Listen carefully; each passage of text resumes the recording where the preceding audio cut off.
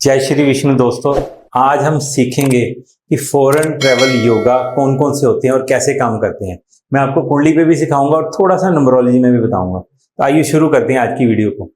तो ये हमारी मेन कुंडली है जिससे हम किसी भी जातक के बारे में देखते हैं। तो मैंने 5 नंबर लगन ले लिया, मैंने 1 नंबर नहीं लिया क्योंकि 1 नंबर लगन लेने से काफी लोग कंफ्यूज हो जाते हैं। तो मान लेते हैं किसी जातक की अगर कुंडली है 5 नंबर लगन की है, तो उससे अगर हमने ये देखना है कि कौन कौन से योगा जो होते हैं उसको फॉरेन ट्रैवल करा सकते हैं और उसको फॉरेन सेटलमेंट भी करा सकते हैं। तो अगर किसी जातक का, जैसे ये 5 नंबर है, अगर लगन का स्वामी अगर 12वें घर में जाके बैठ जाए, यानी लगन खुद ही जाकर 12वें घर में, 12वां घर कौन सा हुआ? फॉरेन ट्रैवल का।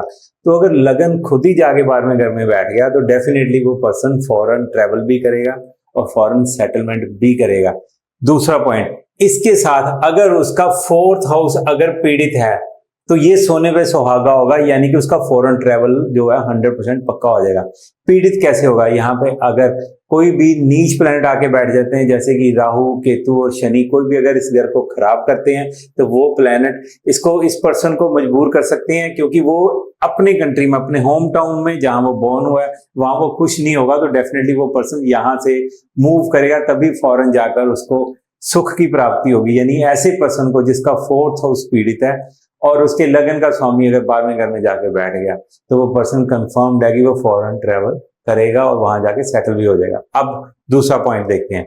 अगर मान लीजिए कि अगर 12वें घर के स्वामी का संबंध 6th घर के स्वामी के साथ बनता है, तो ये पॉइंट आ गया, ये खाना आ गया हमारा नौकरी का। तो अगर 6th हाउस का संबंध अगर 12वें घर से है तो इसका मतलब वो पर्सन फॉरेन जाकर नौकरी कर सकता है। वहां पे उसका ऐसा कोई काम हो सकता है कि वहां पे उसको बार बार ट्रैवल करना भी पड़ सकता है। अगर लगन का संबंध अगर 9th हाउस यानी भाग्य स्थान से बनता है तो भी पर्सन फॉरेन ट्रैवल करता है, क्योंकि ये house long travel, long journey, air travel को दिखाता है। और जो 3rd हाउस होता है ये हमारी छोटी जर्नीज को दिखाता है। फॉरेन ट्रैवल हम यहां से भी देखते हैं, लेकिन ये ट्रैवल होता है कुछ दिनों का, 2 दिन, 4 दिन, 6 दिन, 10 दिन, यानी शॉर्ट ट्रैवल। कोई भी ट्रैवल जो लेस देन 100 डेज में हमारा खत्म हो जाता है। जो लॉन्ग ट्रैवल होता है, जो महीनों की जर्नी होती है, जो सालों की जर्नी होती है, उसको हम यहाँ से देखते हैं कि पर्सन फॉरेन गया, वहां पर जाके सेटल हो गया या वहां कुछ सालों के लिए टिक गया, कुछ ऐसा काम। अब बात करते हैं कि और कौन से संबंध होते हैं। तो लगन का संबंध 6th हाउस से बन गया। अगर 6th हाउस का संबंध अगर भाग्य स्थान यानी 9वें घर से बन गया, और लगन का संबंध अगर 9th हाउस से बनता है, अगर 7th हाउस का संबंध अगर 12th हाउस से बनता है, तो भी पर्सन शादी करके फॉरेन जा सकता है या शादी ही फॉरेन में हो सकती है। इसके अलावा अगर 7th हाउस का संबंध अगर 9th हाउस से बन गया तो ये भी होता है कि पर्सन का जो भाग्य है वो शादी के बाद जागेगा, और अगर उसका कनेक्शन साथ में फॉरेन के साथ भी बन जाता है तो पर्सन की जो शादी है वो फॉरेन में जाके होगी और वहीं जाके उसकी जो लाइफ की आगे की जर्नी वहां पे जाके शुरू होगी। अगर पर्सन का 5th हाउस का संबंध अगर 12th हाउस से बनता है तो पर्सन स्टडीज के लिए फॉरेन में जा सकता है। और अगर 9th हाउस का संबंध जैसे बताया था 12th हाउस से बंदा, पर्सन जो हाई स्टडीज के लिए भी फॉरेन में जा सकता है। ये जो घर है 10th हाउस, ये हमारा कर्म स्थान है। अगर इसका संबंध अगर फॉरेन के हाउस से बनता है तो ये क्या दिखाता है? ये दिखाता है कि उस पर्सन की मल्टीपल फॉरेन ट्रैवल जर्नीज हो सकती हैं, या उस पर्सन का ऐसा काम हो सकता है जिसमें उसको बार बार आना जाना, बार बार ट्रैवल करना, इंपोर्ट एक्सपोर्ट का काम। तो ये सारी चीजें, इसका संबंध अगर इस हाउस के साथ बनता है तो बनता है। हाँ, एक कंडीशन ये भी है, अगर इस सारी कंडीशंस में जितने भी योग बन गए, इन सारे योग को तोड़ने के लिए एक ऐसा एक प्लैनेट है, अगर वो प्लैनेट अगर 4th हाउस से संबंध बना लेता है, उस प्लैनेट का नाम है मंगल। तो अगर मंगल यहाँ पे मार्स यानी अगर 4th हाउस में बैठ गया, या मार्स ने यहाँ पे बैठकर इसका संबंध इसके साथ बना लिया, या इसका संबंध 4th हाउस से यहाँ पे बन गया मंगल का, यानी मंगल यहाँ आ गया, मंगल यहाँ आ गया, या मंगल यहाँ आ गया, या मंगल खुद ही 4th हाउस में बैठ गया, तो पर्सन फॉरेन तो जरूर जाएगा, लेकिन उस पर्सन को वापस अपने होम टाउन, अपने होम कंट्री आना ही पड़ेगा, यानी उसका मन ही नहीं लगेगा। तो ये मंगल उसको वापस खींच के लाएगा। हाँ, एक बात पक्की, अगर रेमेडीज करेंगे तो इसकी पावर को कम करके उसका जो फॉरेन ट्रैवल का योगा उसको प्रॉपर ढंग से एक्टिवेट किया जा सकता है।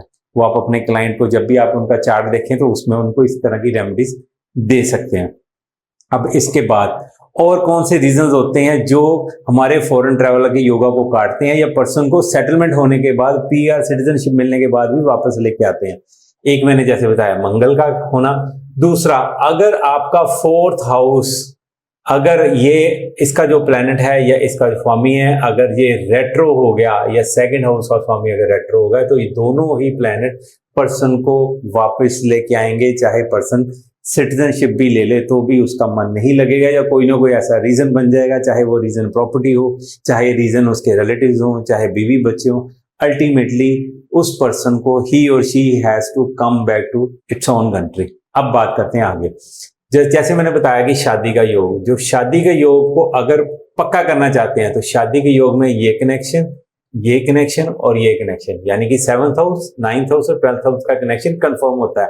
लेकिन क्या वो शादी अरेंज होगी कि लव मैरिज होगी? लव के लिए 5th हाउस का कनेक्शन भी होना जरूरी है इसके साथ। अगर पर्सन का 5th हाउस का कनेक्शन 7th के साथ और उसका 12th के साथ कनेक्शन बनता है, मींस उसका अफेयर फॉरेन में जाकर होगा और वहीं पे जाकर उसकी शादी होगी। लेकिन अगर 5th हाउस का कनेक्शन 12th के साथ बन रहा है उसका और साथ में 9th हाउस के साथ भी बन रहा है, लेकिन कहीं से भी उसका कनेक्शन यहाँ पे 7th हाउस के साथ नहीं बनता, तो मींस उसका अफेयर तो फॉरेन में जाके होगा लेकिन उसकी शादी फॉरेन में नहीं होगी।